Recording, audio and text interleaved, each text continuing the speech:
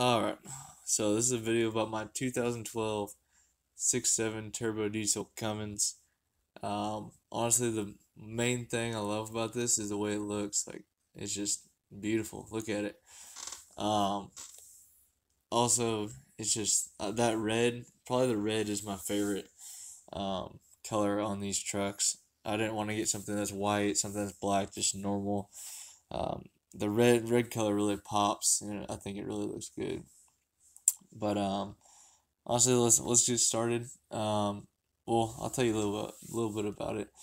It's 2012. It has 20 by 12s, 20 by 12 rims with 35-inch Nitto Grappler tires. And sorry, this might not look the same as like what I'm talking. I had to re-record this because there's too much wind, and I didn't want y'all to hear the wind. So figured I'll talk through it. But yeah, man, just look at it. But anyways, yeah, I got those fender flares on it. The fender flares, they do all right. I really like the look of them, but the paint on it, it just kind of started peeling due to the big tires. I mean, that's just the nature of having big tires. So yeah, these things lasted me about, oh hell, there's a hell of a lot tread left. I think I have like 20,000 miles on them so far. Those are probably my favorite tires, and honestly, will probably have on my next truck. They're just great. So yeah, there's a 35s by 12 and a halves. They ride amazing. They look so much better than my tear grapplers I had on there. So when we got inside the truck, we'll just keep on going. So what I love about it, the simplicity of the maintenance of the truck. So the maintenance, it was just, I mean, honestly, you can do anything by yourself if you really want to. Just look up YouTube videos. You can figure it out with a Cummins or a Duramax. I don't know if that's the same problems. I feel like a lot of the stories I've hearing, like you have to take apart the whole entire cab or lift the cab off the chassis to get to the motor of the Power Stroke. I don't know if that's true, but I've heard it. So it's so easy. Me and my buddy took apart the turbo and well, took off the turbo, put a second gen swap on, and man, it took us a whole just one night, and then we put a 5-inch exhaust down in the morning, and honestly, it's raring to go. So you'll see that right here. We have the second gen swap and the delete.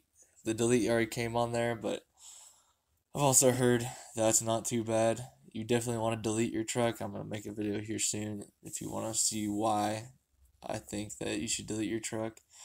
But yeah, taking that off was not too bad.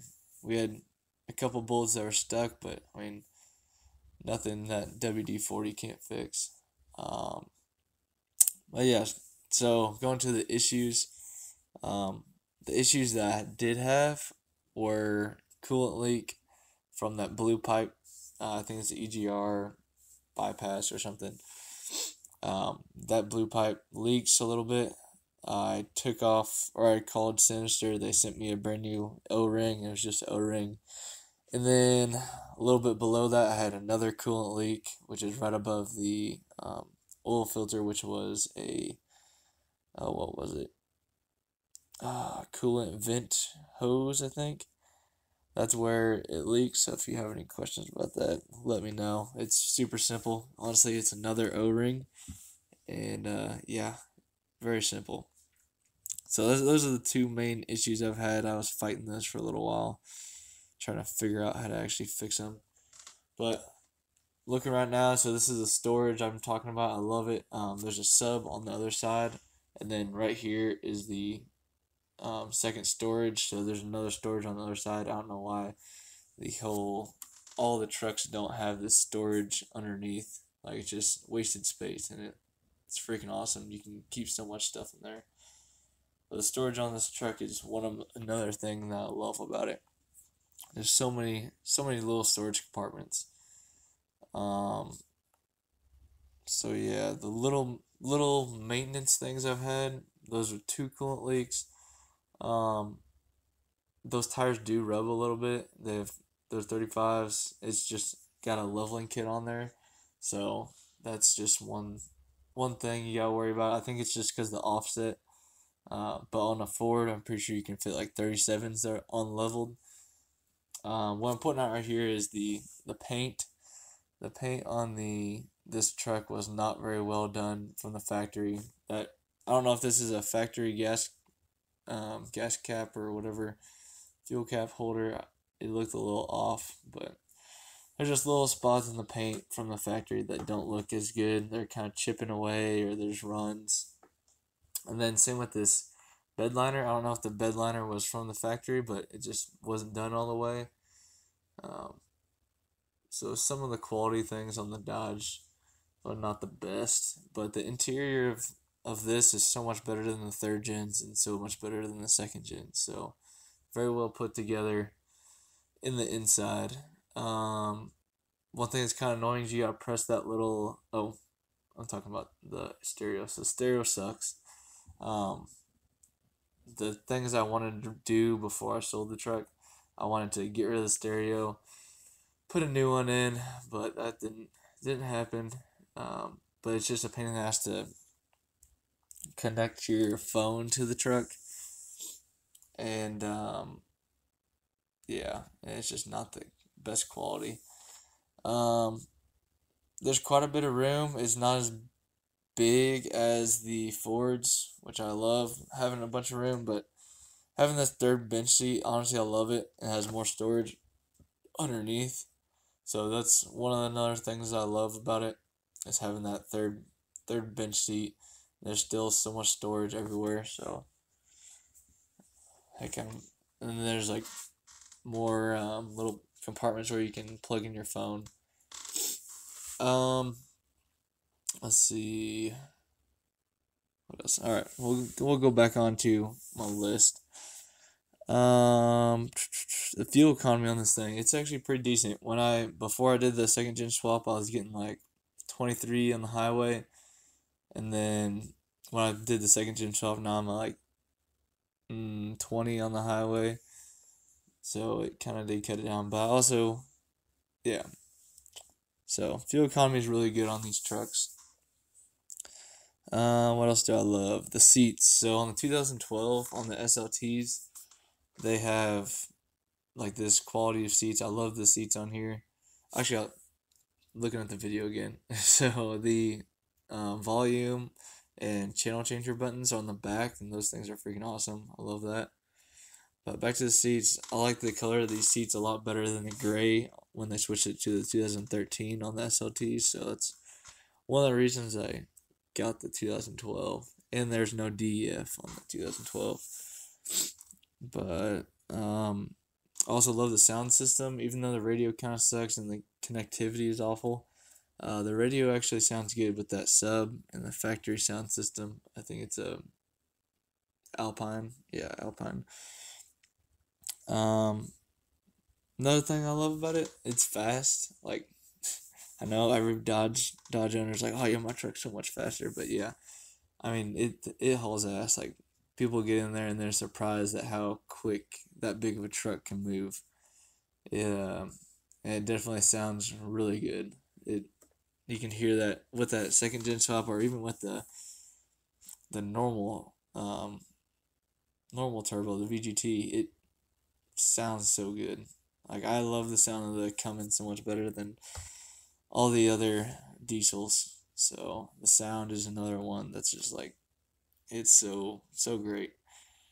And then when you get in this truck, you just feel safe. Like, you're so much higher than everybody else. I'm sure that's with every big diesel truck or anything that's lifted. I mean, this isn't lifted. It has a 2-inch spacer in the front, I believe. So honestly, you just feel like you own the road, and people respect that. But people also might think you're a douchebag, but whatever. Yeah, so it's pretty quick. I've beat a couple Duramaxes. People that say Duramaxes are the fastest diesel truck, whatever. But this truck does the job. I mean, it looks amazing. Yeah, again, some of the quality things, um, but you get what you pay for. I mean, it's a simple truck. It gets you down the road. It's awesome. Like, I don't know. Everybody that's got in my truck, they're like, "Oh man, this is freaking awesome." Um, I've got multiple people that wanna go buy it, but what else? So one of the last things that I love, this truck is an amazing truck. Whatever, you'll probably get the point of that. But the main reason I was looking at Dodges because I was kind of balling on a budget. I had around like 32K to spend, and I wanted like something under 100,000 miles, but something pretty used too. So what I found was Dodges are a lot cheaper than Fords and Chevys.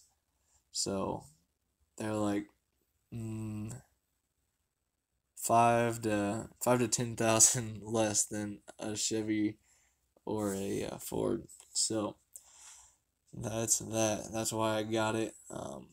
And the simplicity of working on it, because I like working on my truck and figuring out um, how to fix your own truck. Like that's just something that I believe that you should do in life, not even in just your truck. To, like fix things in your home, fix things in like life.